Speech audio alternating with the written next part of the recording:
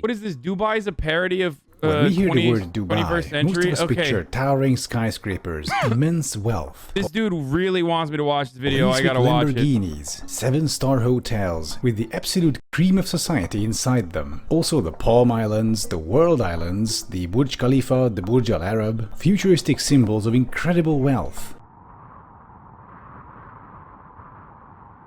Oh, and by the way, these Palm Islands were built on top. Okay, you were right. Whoever the chatter was that linked this to me and definitely wanted me to watch this, it's worth. I don't know who this guy is, but his enthusiasm for urban planning is remarkable. This video is half lies. Uh-oh, the Dubai defenders have entered the chat. There are not poop trucks. These are not poop trucks. Come to Dubai, see for yourself. These are not poop trucks. The trucks are also filled with pee-pee as well. You son of a bitch.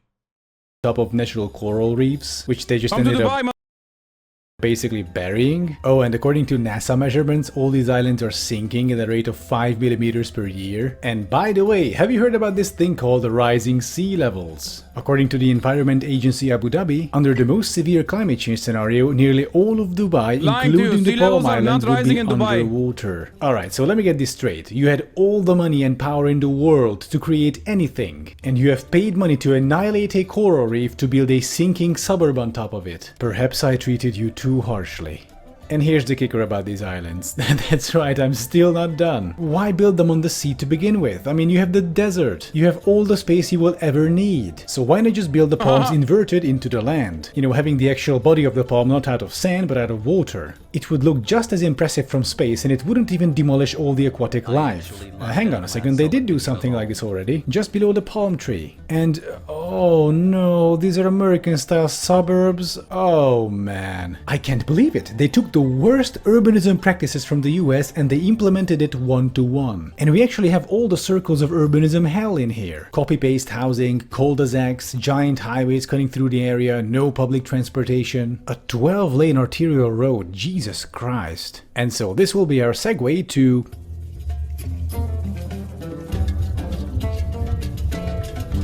Dubai's urbanism in general is just complete bonkers. It's kind of its own little bubble, really. A strange little rich people's dystopia in the desert. Take a look at this arrangement. 2 sections of skyscrapers separated by a 20-something lane freeway. This video is wrong on so many things. I'm no fan of Dubai's gaudiness, but this is basically a Redditor makes a video on a country they didn't visit or read on. Right, really? Okay, maybe he's and behind it, a bunch of cul-de-sac suburbs and golf courses. It's this strange mixture between Futurama and evil Los Angeles. And this just makes me feel so frustrated because all that money and all that power, they could have done so much more and so much better than this. The way I understand it, the main motive behind building all this flashy stuff was to try and increase tourism, to help the Emirates economy transition away from oil revenues, which is, you know, fair enough. But then why not build something truly unique? Something that isn't just a big dumb tower of glass and steel, or a couple dozen suburban streets on sinking sandbanks, or gigantic malls or golf courses. Imagine a city with full-on historic Arabic Golden Age architecture with modern elements. Okay, this is concept art from Diablo 3, but you get the idea. I have seen skyscrapers, malls, suburbs, urban freeways, or golf courses before. What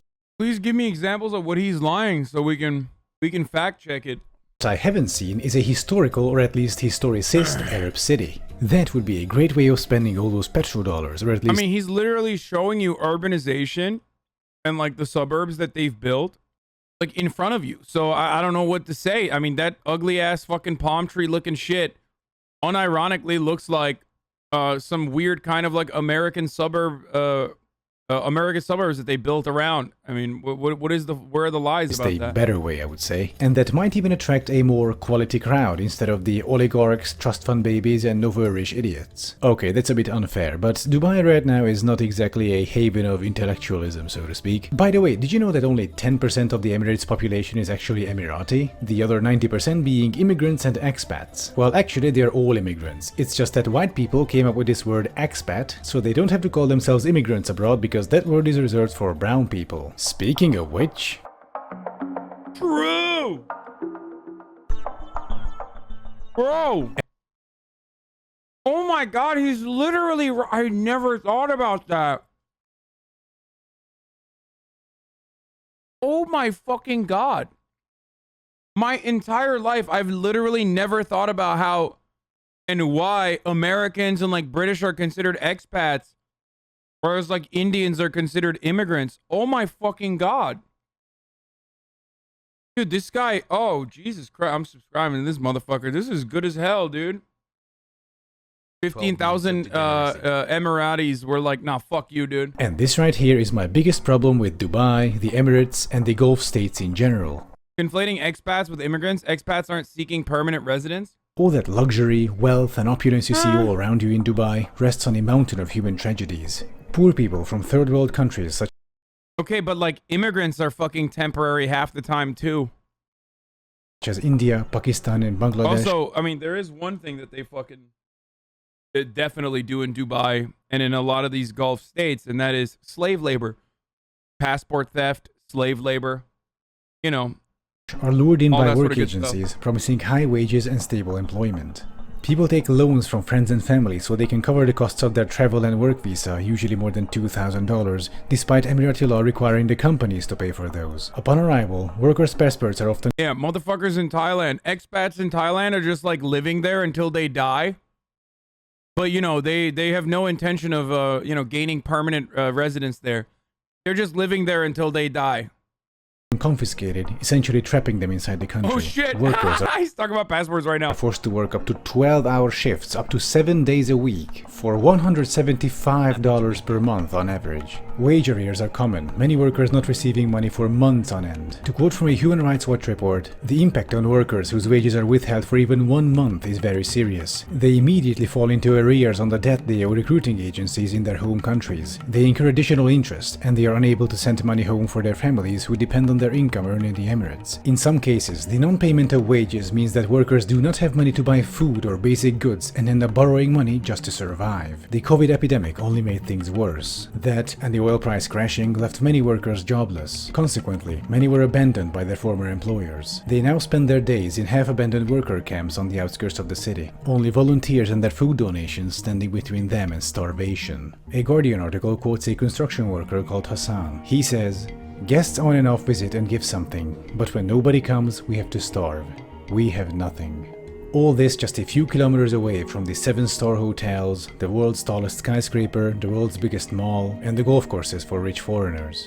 According to the estimates of the Commonwealth Human Rights Initiative, between 2012 and mid-2018, more than 10 Indian workers died in Gulf countries every single day.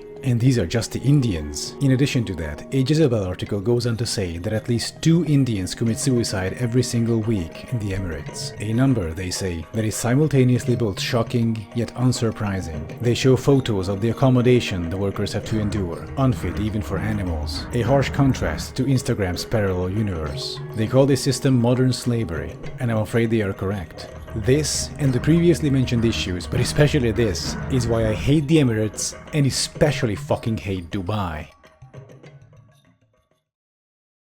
The city of Dubai is a fucking joke, one that's unusually cruel. It's a twisted parody of everything wrong with modern humanity. I'll leave you with a poem from Bertolt Brecht, written in 1935, titled "Questions from a Worker," who reads, "Who built Thebes of the 7 gates? In the books you will read the names of kings. Did the kings haul up the lumps of rock? And Babylon, many times demolished, who raised it up so many times? In what houses of gold glittering Lima did its builders live? Where, the evening that the Great Wall of China was finished, did the masons go? Great Rome is full of triumphal arches. Who erected them? Over whom did the Caesars triumph? Had Byzantium, much praised in song, only palaces for its inhabitants? Even in fabled Atlantis, the night that the ocean engulfed it, the drowning still cried out for their slaves. The young Alexander conquered India. Was he alone? Caesar defeated the Gauls. Did he not even have a cook with him? Philip of Spain wept when his armada went down. Was he the only one to weep? Frederick II won the 7 Years' War. Who else won it? Every page a victory. Who cooked the feast? Dude, I can't wait for MBS's own personal fucking Dubai take. Because, like, the city that MBS is slated to build in Saudi Arabia is basically this on fucking steroids.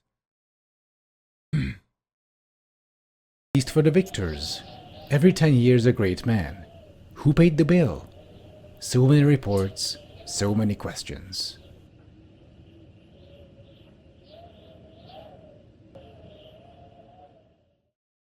Thank you for watching. I'm sorry the video took such a dark turn in the end, but as I was looking all these daily streams, whether big or whether small, so there he is again. The sun is streaming, the sun is streaming. You wait.